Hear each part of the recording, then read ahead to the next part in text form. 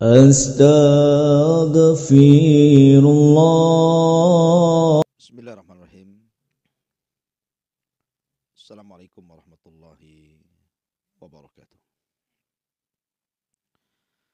Bihamdillahi wassalatu wassalamu ala rasulillah wa ala alihi wa sahbihi wa mawalah wa la hawla wa la quwata illa billahi wa ba'du. Ma'asyiral muslimin wal muslimat rahimani wa rahimakumullah. Alhamdulillah, segala puja dan puji hanya milik Allah subhanahu wa ta'ala. Salawat ring salam kita hadiahkan kepada Rasul kita baginda Nabi besar Muhammad sallallahu alaihi wasallam. Dan di pagi hari ini kita akan membahas tentang Al-Mizan, timbangan pada hari kiamat. Ma'asyiral muslimin yang dimuliakan Allah subhanahu wa ta'ala, salah satu keimanan pada hari kiamat adalah al-iman bil mizan, beriman dengan adanya timbangan. Kapan Allah subhanahu wa ta'ala akan menimbang amalan seorang hamba? Kemudian apa yang ditimbang? Kemudian apa hikmah di balik timbangan itu?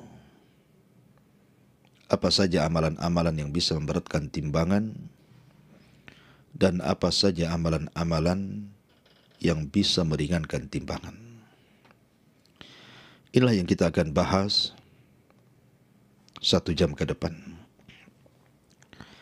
Ma'asyiral muslimin yang dimuliakan Allah subhanahu wa ta'ala, kita meyakini bahwa seorang muslim akan dibangkitkan dan akan dikumpulkan menghadap Allah subhanahu wa ta'ala di padang mahsyar. Mu'minuhum wa kafiruhum, tentunya juga bukan hanya mukmin, tapi orang-orang kafir juga sama. Dan semua manusia tidak lepas daripada hisab. Semua akan diperhitungkan di hadapan Allah subhanahu wa ta'ala. Ma'asyiral muslimin yang dimuliakan Allah subhanahu wa ta'ala, akan tetapi hisab sendiri terbagi menjadi 2 macam. Ada orang yang dihisab dengan hisaban yasira. Fa amma man utiya kitabahu biyamini fa sawfa yuhasabu hisaban yasira. Ada orang yang dihisab itu dengan hisab yang mudah. Tetapi juga ada yang dihisab dengan hisab yang sangat sulit, tergantung amalan dia di dunia. Tetapi banyak juga manusia yang lepas daripada hisab. Sebagaimana hadis Nabi SAW yang masyhur, ketika Nabi SAW diperlihatkan umatnya ada 70.000 orang yang masuk surga tanpa hisab dan tanpa azab. Kemudian Nabi SAW menyebutkan sifat-sifatnya. Alladzina la yastarkun wa la yaqtawun wa la yatatayyarun wa ala rabbihim yatawakkalun. Orang-orang yang tidak minta diruqyah, orang-orang yang tidak berobat dengan kai besi yang dipanaskan, dan orang-orang yang tidak tatayyur, menganggap hoki dan sial kepada binatang tertentu atau benda tertentu, dan orang yang menambatkan tawakal hanya kepada Allah Azza wa Jalla.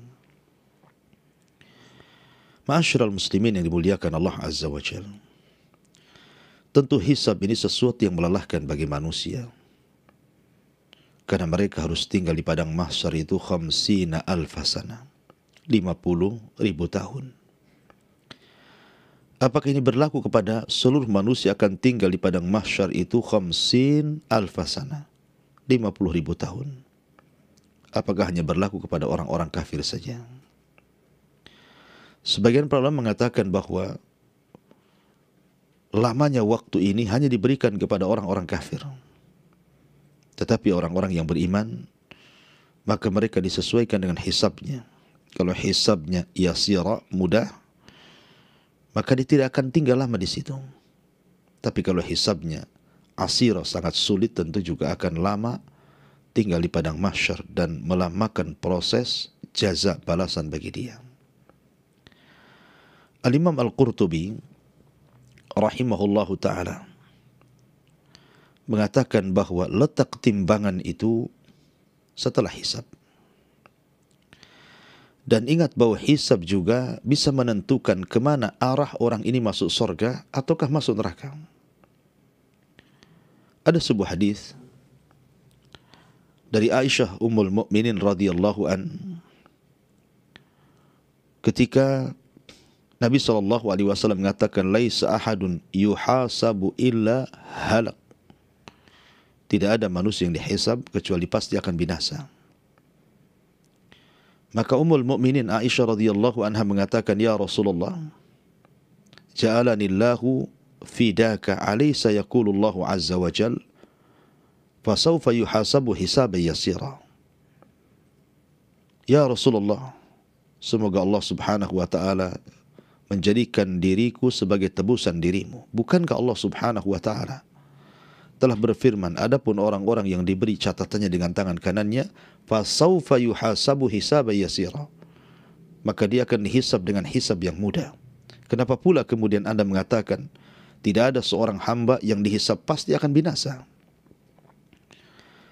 Maka Nabi SAW menjawab, yang dimaksud hisab yasira di sini adalah al-ardu,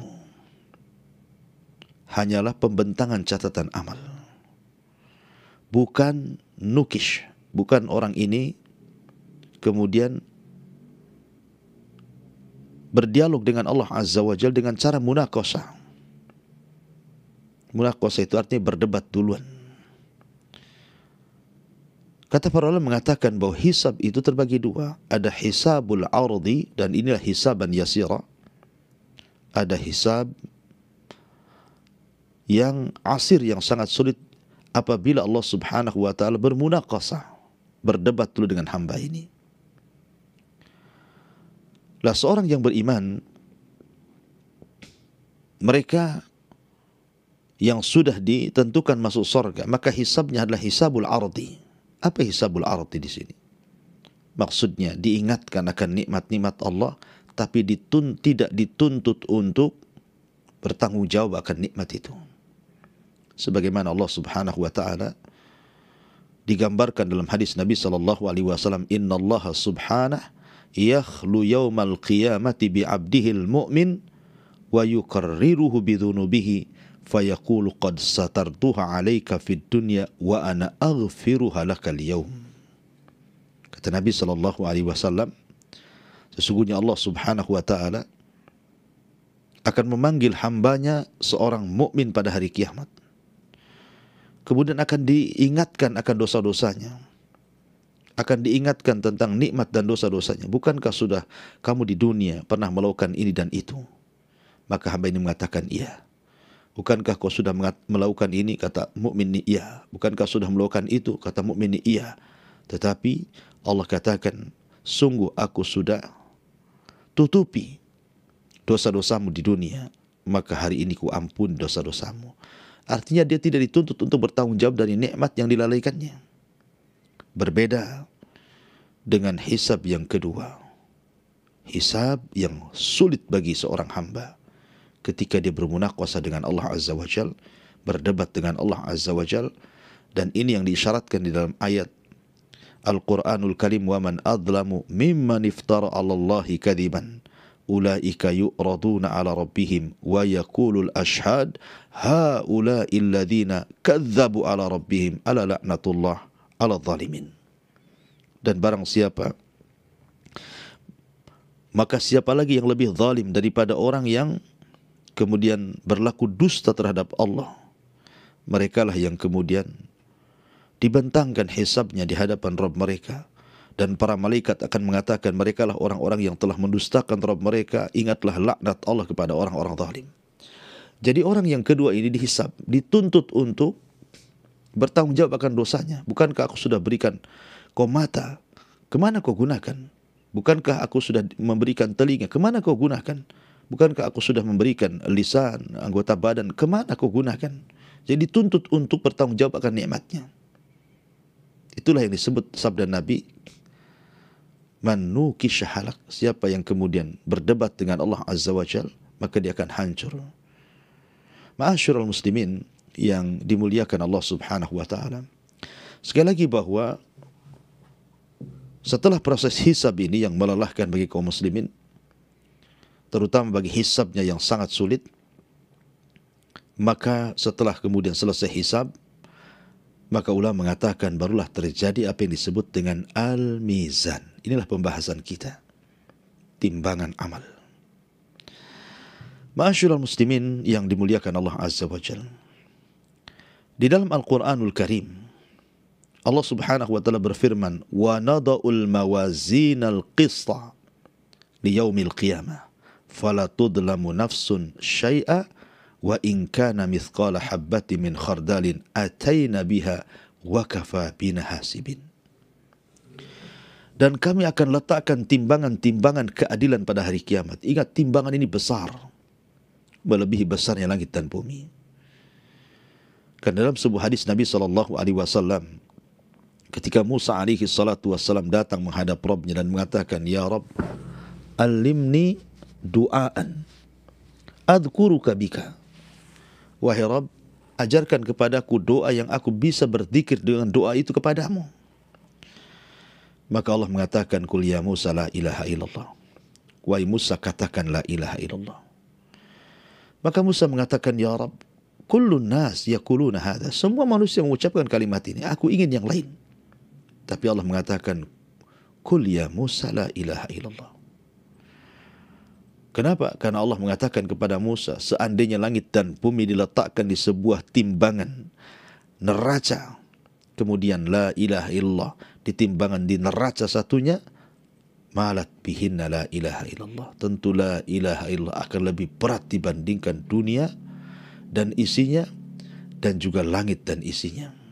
Menunjukkan bahwa timbangan itu besar, melebihi langit dan bumi, karena langit dan bumi pun akan ditimbang.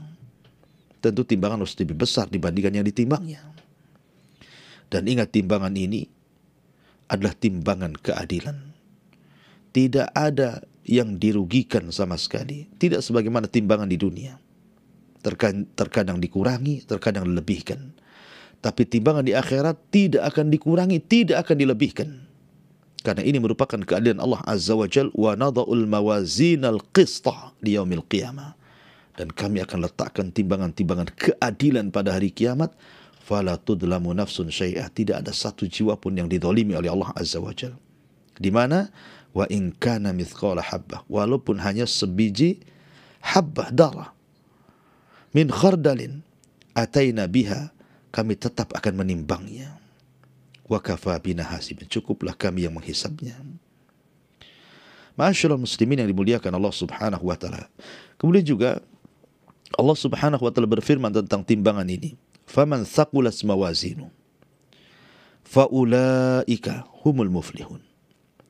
Wa man khaffat mawazinu faulaika alladhina khasiru anfusahum fi jahannam khalidun." Adapun orang-orang yang berat timbangannya, maka mereka orang-orang yang beruntung. Adapun orang-orang yang ringan timbangan kebaikannya, maka mereka adalah orang-orang yang merugi dan mereka akan dimasukkan ke dalam jahannam dan dikekalkan di dalamnya. Ini juga dalil tentang penetapan adanya timbangan pada hari kiamat. Dan juga Allah mengatakan, "Fa amma man thaqulat mawazinu fa huwa fi 'ishatir radiyah wa amma man khaffat mawazinu fa ummuhu hawiyah wa ma adraka ma hiya narun hamiyah."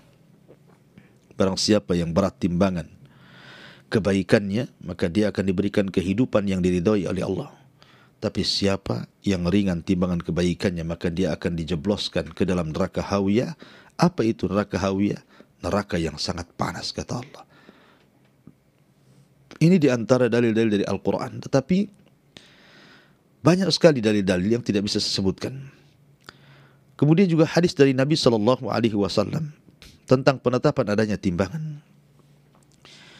Allah Subhanahu wa taala berfirman, Nabi sallallahu alaihi wasallam bersabda, kalimatani habibatani ila rahman, khafifatani 'alal lisan, thaqilatani fil mizan, subhanallah wa bihamdihi, subhanallahil azim. Dua kalimat dicintai Ar-Rahman, berat dalam timbangan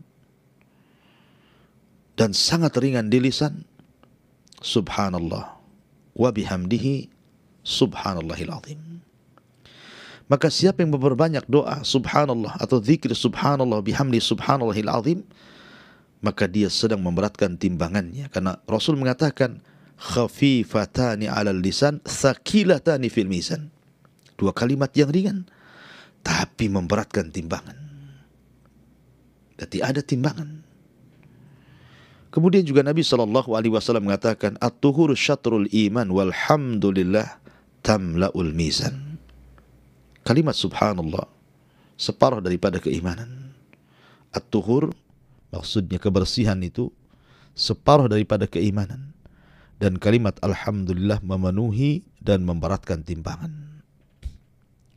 Ini dari Nabi SAW juga menunjukkan adanya timbangan. Termasuk juga hadis Anas bin Malik radhiyallahu anhu. Ketika dia datang kepada Rasul meminta syafaat dan mengatakan, ya Rasulullah, atlub minka syafa'ah. Aku menghendaki darimu agar engkau berikan syafaat padaku pada hari kiamat. Maka Rasul mengatakan, af'al ya Anas, saya akan lakukan untukmu hai Anas. Ya, karena Anas sudah berjasa kepada Rasul, membantu Rasul SAW selama 10 tahun sampai wafatnya Nabi. Kemudian Anas bin Malik radhiyallahu anhu mengatakan, ya Rasulullah, fa aina atlubuka? Kalau begitu, di mana ku cari dirimu kelak pada hari kiamat? Maka Nabi SAW mengatakan, tajiduni indal mawazin. Salah satunya adalah temui aku di tempat penimbangan amal. Menunjukkan bahwa adanya timbangan pada hari kiamat. Ma'asyiral muslimin yang dimuliakan Allah Azza wa Jalla. Tadi saya sudah katakan bahwa waktu penimbangan pada hari kiamat itu adalah setelah hisab. Sebagaimana dinyatakan oleh Imam Qurtubi rahimahullahu ta'ala, idzan qadal hisab kana ba'dahu waznul a'mal. Apabila selesai proses hisab, maka setelahnya adalah tinggal penimbangan amal. Dan juga dikatakan, innal wazna ba'dal hisab. Sungguhnya timbangan itu setelah proses hisab. Jadi dihisab dulu manusia, baru kemudian akan ditimbang amal mereka. Lalu apa saja yang ditimbang pada timbangan itu? Sebagian para ulama mengatakan, innal ladzi yuzanu fi dzalikal yaum al-a'malu nafsuha wa annaha tujsamu wa tudau fil mizan. Sebagian para ulama mengatakan bahwa yang ditimbang pada hari kiamat itu artinya adalah amal itu sendiri. Dan amal itu akan dibentuk sebagai jism. Akan dibentuk. Ada jasadnya. Kemudian ditimbang. Jadi amalan itu akan dibentuk menjadi jasad dan akan ditimbang. Ma'asyiral muslimin yang dimuliakan Allah Subhanahu wa ta'ala.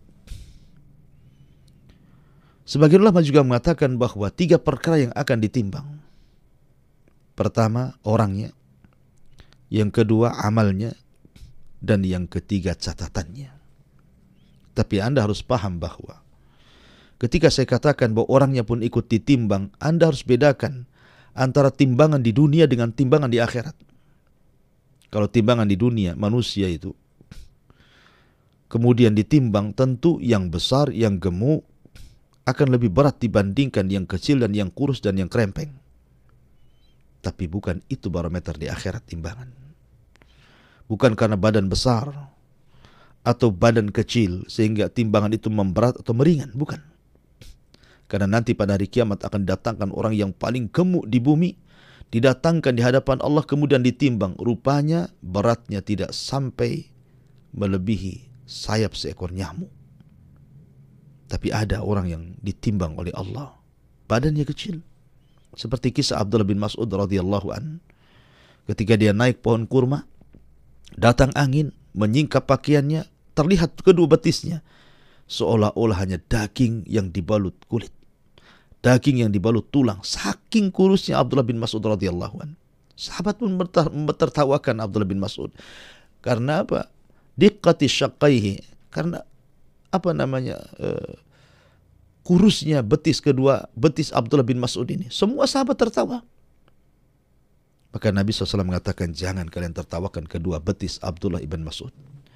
Sebab kalau seandainya kedua betis itu ditimbang di hadapan Allah, masih lebih berat dibandingkan gunung Uhud ini. Menunjukkan bahwa bukan itu timbangan.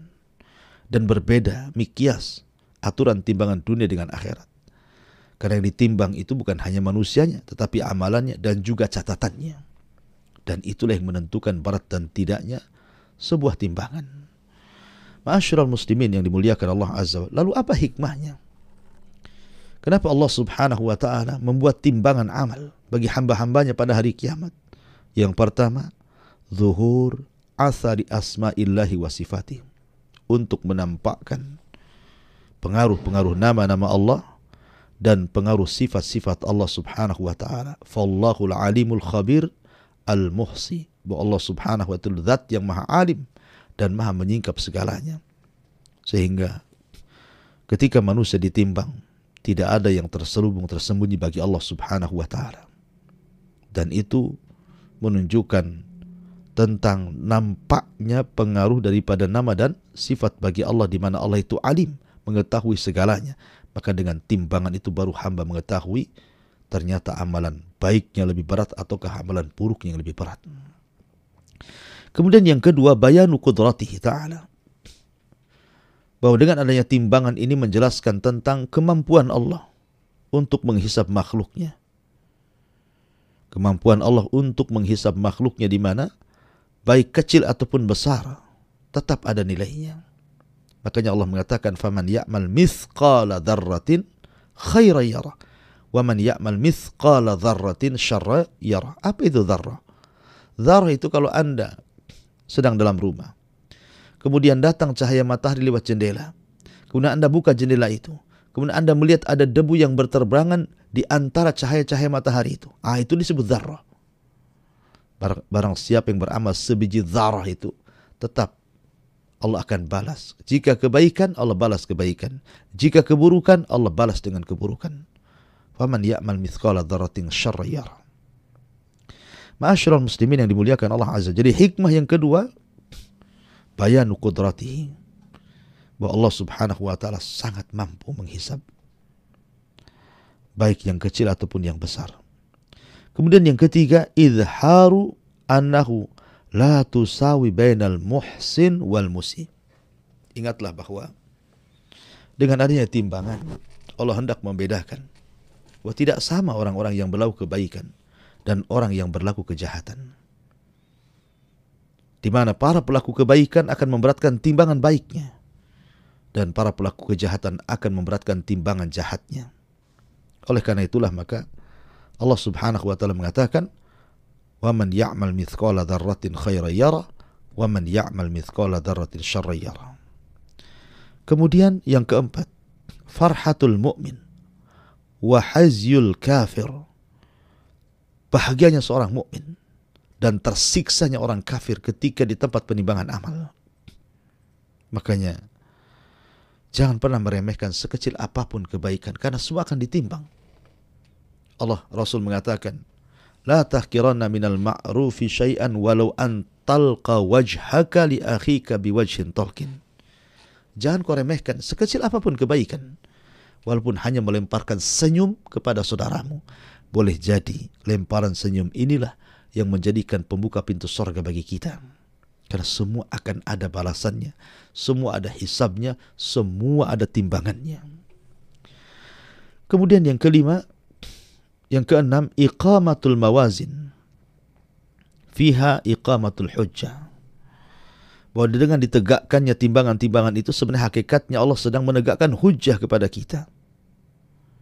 Siapa yang pantas masuk surga dan siapa yang tidak pantas masuk surga alias masuk neraka. Ma'asyiral muslimin yang dimuliakan Allah Azza wa Jalla. Adapun amalan-amalan yang harus Anda hindari, Sebab kalau Anda lakukan amalan-amalan ini sangat mempengaruhi berat dan timbanya sebuah timbangan. Pertama, riya. Nabi SAW mengatakan, Inna akhwafa ma akhafu alaikum syirkul asghar. Sesungguhnya yang paling aku khawatirkan menimpa kalian adalah syirik kecil.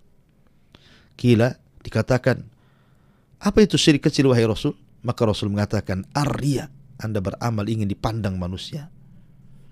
Kemudian Nabi SAW membacakan sebuah hadis qudsi, Yaqulullahu azza wa jallahum yawmal qiyamah, idza khujizan nasu bi'amalihim idhabu ila alladhina kuntum tara'una fid dunya.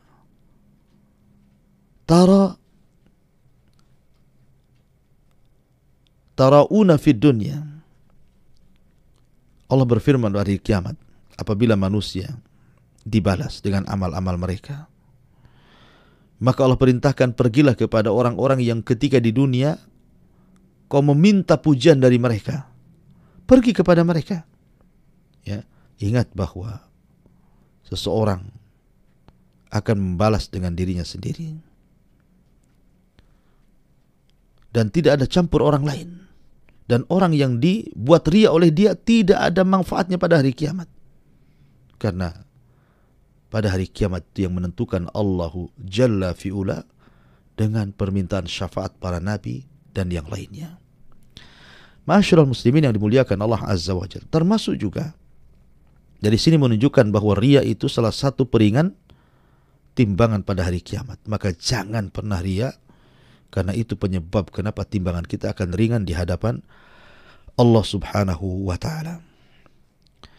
Ma'asyiral muslimin yang dimuliakan Allah Subhanahu wa ta'ala. Kemudian juga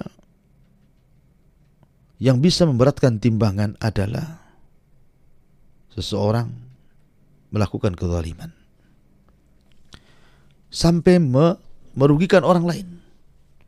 Karena kita ingat hadis muflis, hadis bankrupt. Hadis yang menakutkan bagi kita karena menceritakan tentang seseorang yang bangkrut pada hari kiamat. Yang sahabat salah paham, disangkanya orang bangkrut itu orang yang tidak punya harta, gulung tikar usahanya, dan begitu seterusnya. Tapi Rasul mengatakan bukan itu. Orang bangkrut adalah orang yang datang membawa kebaikan, tapi di sisi lain membawa kejahatan kepada manusia. Memukul, membunuh, menghina, mencaci, memaki, dan yang sejenisnya. Maka akhirnya akan terjadi barter pahala antara orang zalim dan orang madlum, orang yang dizalimi. Mana pahalamu? Ini dosaku. Akhirnya ketika dia tidak mendapatkan pahala karena dosanya, pahalanya diberikan kepada orang lain dan hanya tersisa orang lain yang ditanggungnya, secara otomatis pasti timbangannya akan ringan. Tidak akan berat dengan kebaikan. Ma'asyiral muslimin, termasuk juga intihak al-hurumat. Merobek keharaman-keharaman yang harusnya dijauhi di saat manusia tidak melihatnya. Kan ada sebagian orang, kita tahu bahwa maksiat itu sesuatu yang dibenci dalam hati kalau seandainya manusia melihatnya. Sehingga akhirnya banyak orang bermaksiat itu orang tidak tahu. Hanya dia dengan Allah Azza wa Jalla. Tapi sesungguhnya maksiat yang seperti ini sangat bahaya karena bisa mengurangi timbangan. Nabi SAW mengatakan, akan datang dari umatku pada hari kiamat dengan membawa kebaikan amsala jibalit tahama atau tihama, sebesar gunung Tihama yang sangat-sangat putih. Fayaj'aluhallahu haba'an mansura. Maka Allah jadikan amalan itu seperti debu yang berhampuran ke sana kemari dan tidak terkumpul. Ma'asyiral muslimin yang dimuliakan Allah Subhanahu wa ta'ala. Dan banyak lagi hal-hal yang bisa mengurangi timbangan. Adapun amalan-amalan yang bisa memberatkan timbangan, tentu yang pertama adalah salat. Kemudian akhlak. Karena Nabi SAW mengatakan tidak ada sesuatu yang lebih memberatkan timbangan daripada taqwallah wa husnul khuluq, bertakwa kepada Allah dan baik akhlaknya. Maka kebaikan akhlak itu bisa memberatkan timbangan. Kemudian membaca Al-Quran dan zikir. Kalimatani khafifatani ala lisani thaqilatani fil mizani habibatani ala rahman subhanallah bihamdihi subhanallah azim. Dua kalimat ringan di lisan dicintai Ar-Rahman, tapi berat dalam timbangan. Subhanallah wa bihamdihi subhanallahil azim. Artinya memperbanyak zikir adalah salah satu daripada pemberat timbangan amal saleh bagi kita pada hari kiamat. Dan tentu banyak lagi yang secara umum amal saleh itu bisa memberatkan timbangan, dan secara umum maksiat itu meringankan timbangan. Tetapi ada sebuah nasihat yang sangat agung sekali, nasihat yang luar biasa dari Abdullah ataupun dari Umar bin Khattab radhiyallahu an, Amirul Mukminin Abi Hafsin Umar bin Khattab radhiyallahu an, dia mengatakan, hasibu anfusakum qabla an tuhasab, wazinu anfusakum qabla an tuzan.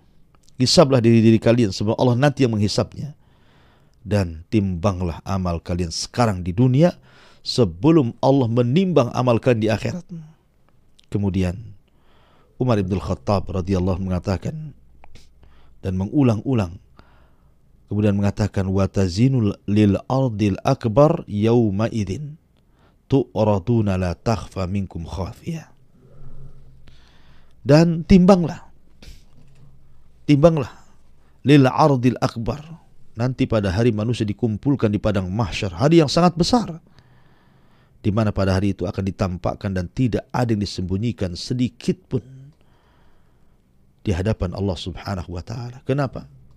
Karena nanti pada hari kiamat itu banyak saksi-saksi, sehingga orang tidak bisa mengelak, sehingga orang tidak bisa punya alasan, dan saksi Allah itu sangat banyak sekali.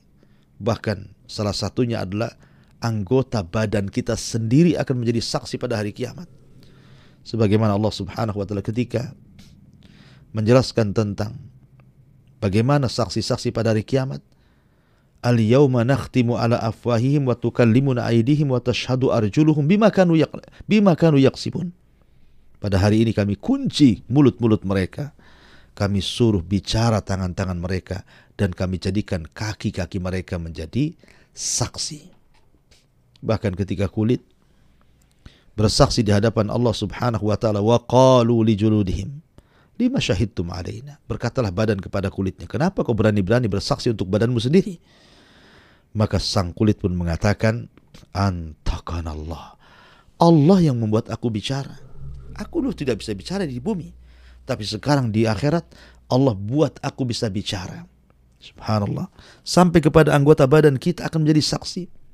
Bumi akan menjadi saksi. Di mana Allah Subhanahu wa taala mengatakan, yauma idzin tuhadditsu akhbaraha. Pada hari itu bumi akan menghabarkan beritanya. Dia akan menjadi saksi dan mengatakan, si fulan tanggal sekian, bulan sekian, tahun sekian bermaksiat sebelah sini di bumi ini. Na'udzubillah. Mau lari kemana Anda? Bumi yang ada Anda pijak akan bersaksi. Badan yang melengket di badan juga akan bersaksi. Belum para malaikat, belum para nabi, belum orang-orang saleh. Oleh karena itulah takutlah akan hisab dan juga timbangan. Dikhawatirkan kalau seandainya Allah Subhanahu wa ta'ala takdirkan timbangan kita ringan, sudah barang tentu sudah dijelaskan kemana di akhirnya. Fa amma man khaffat mawazinu fa ummuhu hawiyah wa ma adraka ma hiya narun hamiyah. Adapun yang ringan timbangannya, maka akan dimasukkan ke dalam neraka hawiyah. Apa itu hawiyah? Hawiyah itu neraka yang menyala-nyala. Wallahu a'lam bishawab. Ini diantara pembahasan kupas tentang masalah timbangan pada hari kiamat. Saya kembalikan kepada moderator. Silahkan kalau ada yang mau bertanya, tinggal ditanyakan dari jamaah, baik dari YouTube Humairah Channel ataupun dari YouTube Kiswah TV. Wallahu a'lam bishawab.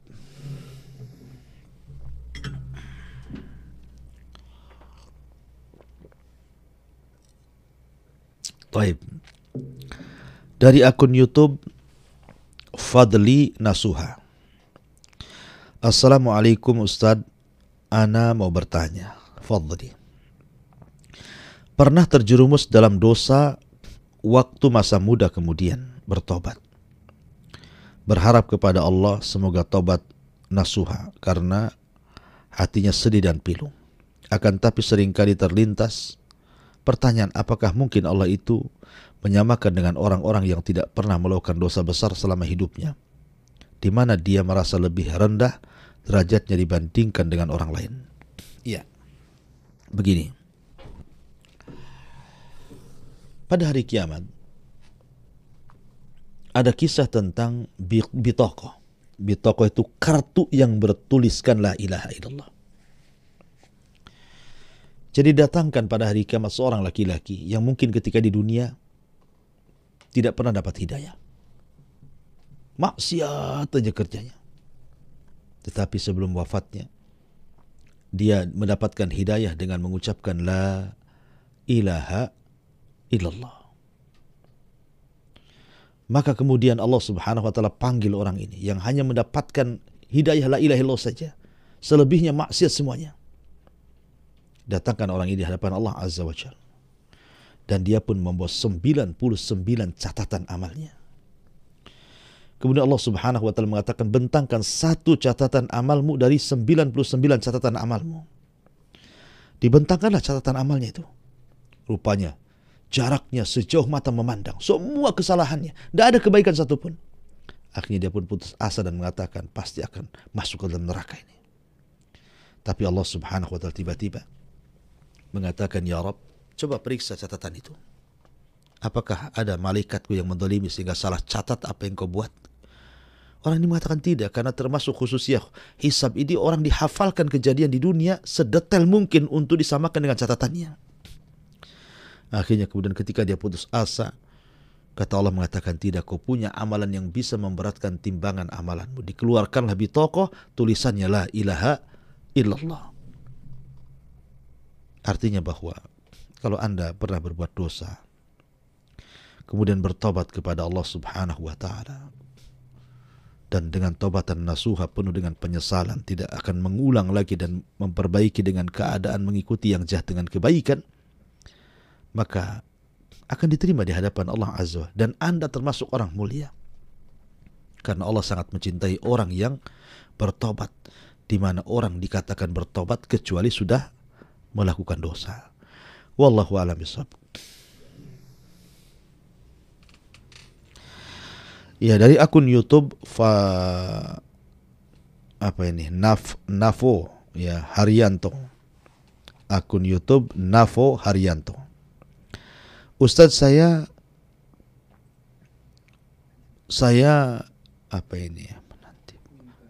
saya minta pencerahan mengenai tahlil yang biasa diadakan masyarakat 3 hari, 7 hari dan seterusnya. Sesuaikah dengan syariat yang sebenarnya? Ya, alhamdulillah. Masalah proses kematian, Nabi SAW bersabda, "Idza mata ibnu Adam, in qata'a amaluhu illa min thalathin. Sadaqatin jariyah, aw ilmin yuntafa'u bihi, aw waladin salihin yad'u lahu." Apabila anak Adam meninggal dunia, tidak ada yang dibawa kecuali 3 perkara. Pertama, sedekah yang mengalir. Kemudian ilmu yang bermanfaat. Kemudian anak yang saleh yang mendoakan kepada orang tuanya. Artinya di sini ada 3 amalan yang jelas-jelas bermanfaat bagi si mayat. Sedekah ketika di dunia, dan sedekah itu mengalir sampai ke kuburan. Yang kedua, ilmu di dunia, sebelum dia mati diajarkan ilmunya.